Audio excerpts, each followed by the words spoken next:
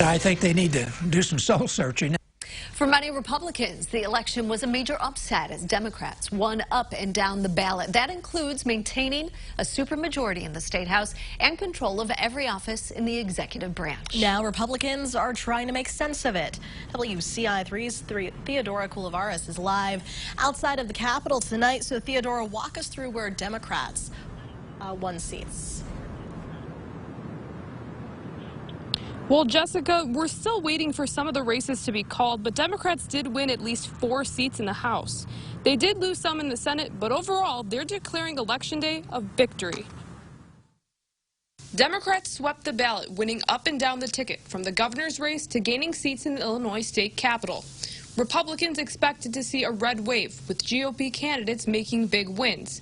But that dream never came to pass. I was surprised. I kind of agreed with the pundits. I thought it was going to be a pretty good night for Republicans here in Illinois as well as around the country. One political science expert says changing demographics in the state and districts drawn to help Democrats hurt the GOP. The Democrats started the night with 73 seats in the House and what looked like some headwinds in terms of the economy slowing down, inflation, crime being an issue.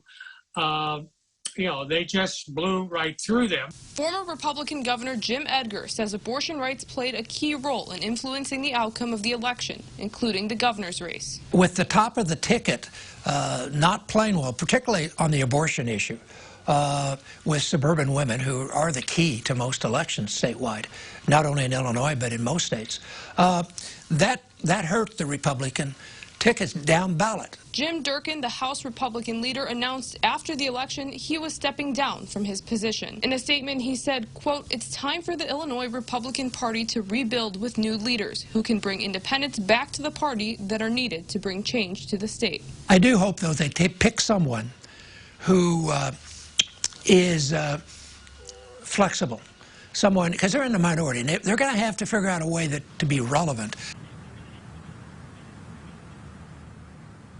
Edgar says it's not impossible for Republicans to win in Illinois, but to make that happen, they need to nominate more moderate candidates.